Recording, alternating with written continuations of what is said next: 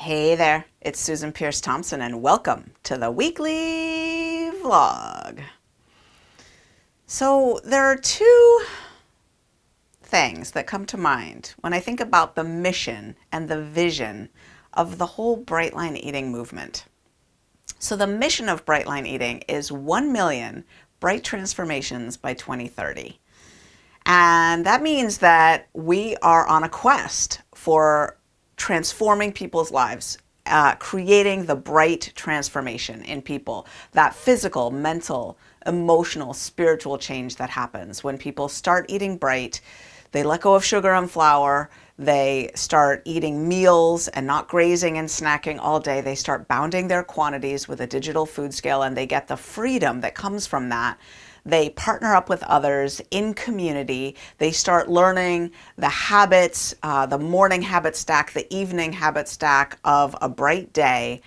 And they watch their lives transform as they put this structure into place. They start shedding their excess weight. They eventually transition all the way to maintenance, start adding food, stabilize themselves at maintenance, and they experience their whole world opening up. All of a sudden, new avenues for exploration and growth and excellence and mastery and flourishing come to the fore because they're not trapped anymore under all that excess weight. They're not stuck in the loop of trying to figure out how to get healthier, how to stop eating food addictively like they've been doing, and they just are transformed. They're set free. It's amazing.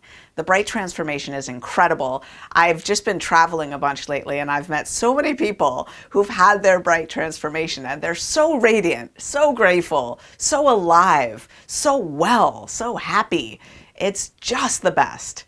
So we're creating 1 million bright transformations by 2030. That's our mission. And then also part of our vision is to change the global narrative around food towards helping global obesity trend down instead of up. It's still trending up. We want to see it trending down. How will we know when we've helped to change the global narrative, right? That's less tangible. But here's an example. Kids' birthday parties won't just be pizza and ice cream, right? Kids' menus won't just have processed foods on them. When someone new moves into the neighborhood, people won't bring over sugar flour laden desserts. Because they'll be thinking, well, I wouldn't do that because these foods are toxic and poisonous, and this person might be, trying to control diabetes, or trying to stay healthy from a history of heart disease. Or why don't we bring over flowers? Why don't we bring over a potted plant? Why don't we bring over a beautiful welcome mat? Because I noticed they don't have a mat out front of their door. They'll bring over something like that, right? Just like smoking and cigarettes, these things will still be sold. They'll still be legal. They might be regulated a little bit more, right? With limits on advertisements, to protect the most vulnerable amongst us, especially in particular children, but also people who are higher on the food addiction susceptibility scale. And yeah, these things will still be available, but there will always be alternatives. And the assumption will be, we know people are going to want to eat healthy, whole, real food. And, we'll have some desserts and so forth available as well, because some people like to, cap off a meal with that. But we need to have alternatives. We'll have a big bowl of fresh fruit for people who aren't ever going to eat that stuff, right?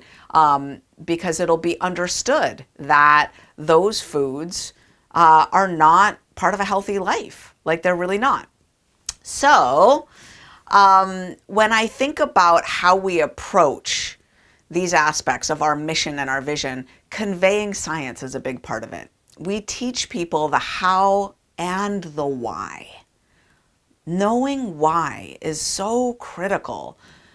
We survey people who come into Brightline Eating and have their bright transformation, and the majority of them say it was the science that brought them in. Learning how their brain works, learning how these foods really affect them, changes the game. And it changes the game in two key ways. First of all, a lot of people need to know why before they're going to take action.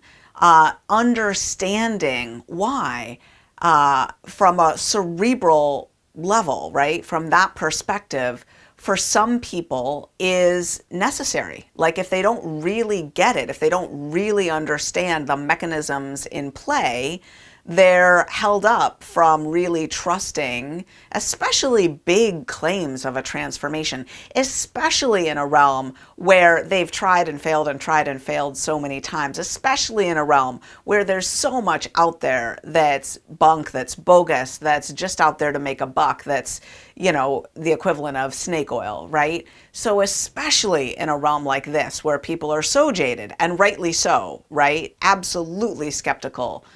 People need to know why. And for some people, it's especially important. There are personality types. We all know that people are different in lots of different ways. And if you look at the various ways of parsing out personalities, like for example, the Myers-Briggs test, well, there's this domain, or this dimension rather, T versus F. Thinkers versus feelers. Yeah, some people are just going to hear a message and feel inspired and take action. Other people are going to be thinking about it, and they're really going to need to know the why in order to be freed up to take action. If you look at the Enneagram, there's 9 typologies. 3 of them make decisions from their gut, 3 of them make decisions from their heart, and the other 3 make decisions from their mind or their head, right? Again, signaling that to some people, it's really important to know why. Some people are just going to kick the tires, and understanding the cascade of mechanisms is really helpful for people. So that's one of the reasons knowing why is really crucial, is that for some people, and I would argue it's a lot of people, right? Myers-Briggs would say it's roughly half, you know, thinkers and feelers. It's a lot of people who, once they know why, they're going to be freed up to get into action, right? So that's one reason.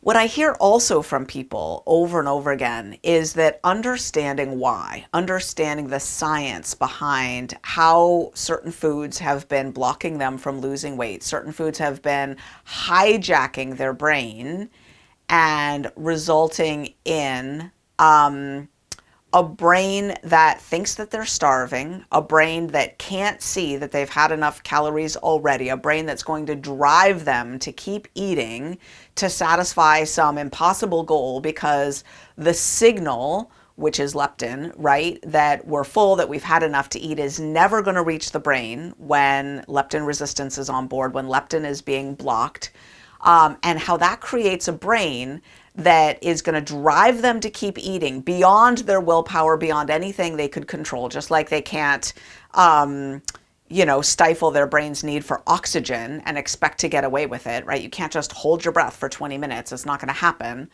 And in a similar way, you can't reduce calories and just expect your brain to go, okay, no problem. We're starving to death now. That's fine. When your brain really thinks you're in a state of dangerous caloric deprivation, it's not going to let you eat less. And so it will trick you into eating more and make you think you've made the decision to eat more. So when people understand that, it helps to take away some of the shame for why they've been eating against their better judgment, eating more than they know they need all these years, why they've failed at so many plans before. And melting that shame has a big impact. Suddenly they understand, oh, I'm not stupid and lazy. I'm not someone who just doesn't love themselves or care enough to follow through. I actually have had a hijacked brain. I actually have had biochemical processes taking over my willpower, taking over my systems of choice, and convincing me that it was my own decision. Once people know that, often a heavy weight of burden can fall from them, and they can be freed up to now decide to take action to undo that process, to heal their brain, so that they can be successful finally. So knowing why has a big impact. It has a really big impact. And we're committed here to sharing science. I've been shooting a weekly vlog every week. I think I've only missed 4 times in 8 years, right? That's like an average of once every other year I miss a vlog. I just put this stuff out for fun and for free into the world. And the other thing I've been doing all these years is periodically releasing a video series called the Food Freedom Video Series.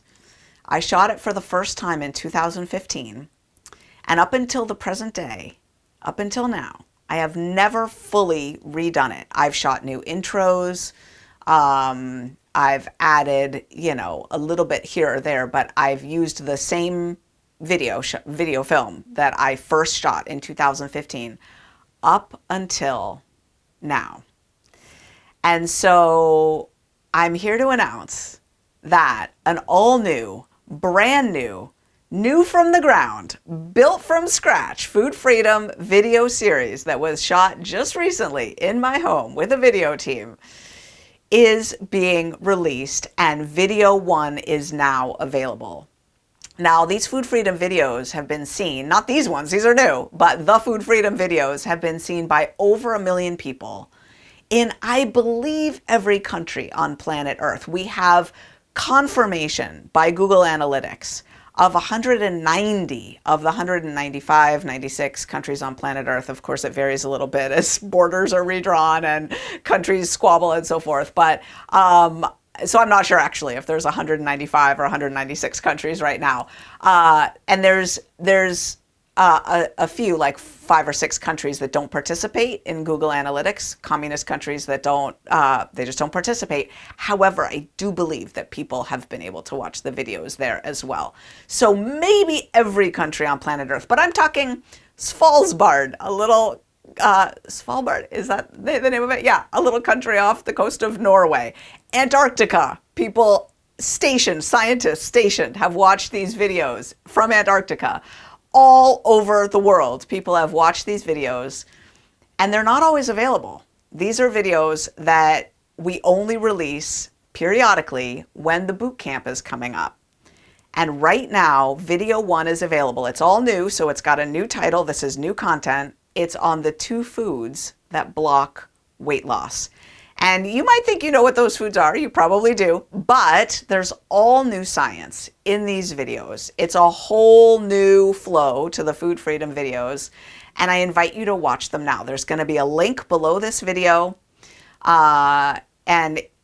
If you're watching on some platform where that link isn't available, just go to brightlineeating.com and you can click and watch the video.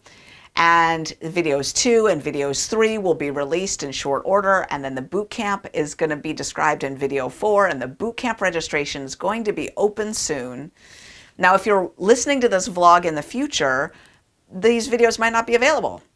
But if you stay tuned, we plan to release them. Our schedule is roughly 3 times a year. So as long as you're on the email list, as long as you get the email every Wednesday saying, hey, the weekly vlog is out, you will be on the list to be notified when the videos become available again. And if you are watching this vlog in real time, then video 1 is available, and a whole new generation of people are about to be exposed to the science of Brightline eating, bright living, the science of the bright transformation, afresh from the ground up. And so right before I shot this vlog, I closed my eyes and I remembered that morning on January 26th, 2014, in my morning meditation, when the universe said, write a book called Brightline Eating. And I felt the prayers of people who were desperate for a solution. The people who felt they had tried everything and did not understand how they could be kind, successful people who'd gotten educations and raised families and were tending to homes and were excelling in their careers and could not stop eating destructively. What was up with that? People who were beseeching the great mysterious forces that might help them for an answer, some sort of solution. And people have watched these videos and gotten their answer because they finally understood why. So, video 1 is available for you to watch. That's the weekly vlog. I love you, and I'll see you next week.